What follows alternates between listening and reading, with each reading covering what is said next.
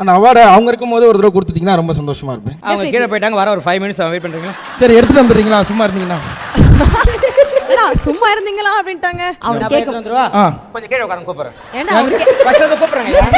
நாங்க நிக்கிறோம், போய் எடுத்துக்கிறீங்களா? எங்களுக்கு வேலை இருக்கு, பேசணும்ல. நாங்க உங்களுக்கு அப்படி இல்ல.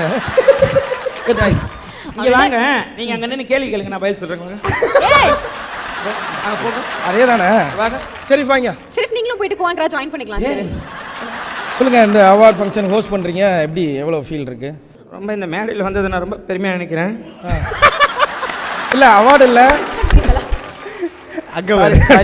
சாரி எமோஷனல் ஆகிட்டேன் சார். ரொம்ப சந்தோஷமாக இருக்குது. நான் எதிர்பார்க்கல. இது என் லைஃப்பில் இது ஒரு இல்லை பெரிய அச்சீவ்மெண்ட் சார். இது அழுவுற மாதிரி தான் முன்னாடி சொல்லுங்க, ஜூம் வருவாங்க. நீங்கள் வந்து பண்ணுறீங்களா? என்ன இங்கே இருந்தாங்க அங்கே இருந்து விளையாடுங்க. சரி, உங்க 2 பேத்துக்கு ஒரு டாஸ்க் ஒன்று கொடுக்க சொன்னாங்க உங்க டீம்ல இருந்து. இப்பதான் வந்து சொல்லிட்டு போனாங்க. அதான் அவங்க 2 பேத்துக்கு ஒரு ஜோக் வார், ஓகேவா? ஆமா. ஸோ புகழ் வந்து காமெடி சூப்பர் ஸ்டார், நீங்களும் ஒரு comedy lady super star. So 2 சும்மா சொல்ல வேண்டியதானே. அப்படி இருக்கும்போது மாற்றி மாற்றி 2 பேருக்கு ஒரு ஜோக் வார். அவர் ஒரு ஜோக்கு கடி ஜோக் ஒன்று போட்டால் நீங்க அதுக்கு பதில் கொண்டு போடணும். ஸோ இந்த சைடு ஒரு டீம், அந்த சைடு ஒரு டீம். மதுரை முத்தா நான் எவ்வளவு சொல்லிருக்காரா நம்ம ஷோல, அதுல தான் ஒன்னு எடுத்து விட்டா கூட தெரியல. ஒன்றை சொன்னா நீ தெரியலையா? அதான் இப்போ பூட்டு இருக்குல்ல, அதை திறக்கணும்னா என்ன பண்ணணும்? இரு சிவாங்கி, உங்களுக்கு உண்டான மேடை வரும். உங்களுக்கு உண்டான மேடை வரும், வெயிட் பண்ணுங்க. சொல்லுங்க, நீங்க சொல்லுங்க. பூட்டை வந்து திறக்கணும் அப்படினா என்ன பண்ணணும்? இது ஊரா விட்டு ஜோக் தானே. அதான் நான் சொல்றேன், மதுரை முத்தா நான் ஸ்பான்சர். தெரியலையே. தெரியல. முதல்ல பூட்டணும். சூப்பர்ப்பா. போஸ்ட்ல பார்த்தா நல்லா இருக்கு. பூட்டு கோமலைல எவ்வளவு பெரிய ஜோக் தெரியுமா? இதெல்லாம் ப்ரோமோல நீங்க ஜோக்.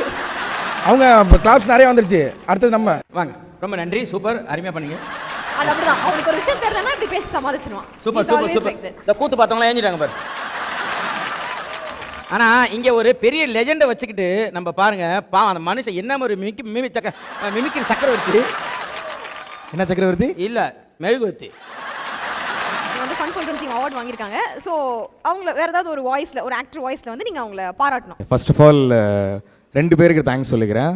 இது என்னோட ஃபர்ஸ்ட் அவார்ட் ஆஸ் அ ப்ரெசென்டராக சொல்கிறேன். அதை இன்வைட் பண்ண பிகின்வுட்ஸ் ஃபர்ஸ்ட் ஆஃப் ஆல் பெரிய பெரிய நன்றி, தேங்க்யூ அதுக்கு. அண்டு 2வது விஷயம், ஃபன் பண்ணுறோம்.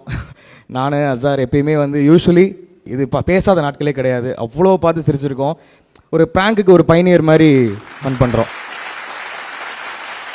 ராம் நிஷாந்த் வந்து இருக்கும் ஒரு 5 இயர்ஸ் பேக்குன்னு நினைக்கிறேன். நான் ஒரு ஐ திங்க் அதில் ஆதித்யா சேனலில் நான் ஆங்கராக இருந்தபோது தம்பி ஒரு காலேஜில் படிச்சுட்டு இருந்தபோது அப்போயே நல்லா பண்ணிட்டு இருந்தேன். ஃபோட்டோ எடுத்துகிட்டு போயிருந்தேன். அந்த ஃபோட்டோ நான் வச்சுருந்தேன். நான் இன்றைக்கி ராம் நிஷாந்தோட நிறைய பேர் ஃபோட்டோஸ் எடுத்துகிட்டு இருக்காங்க.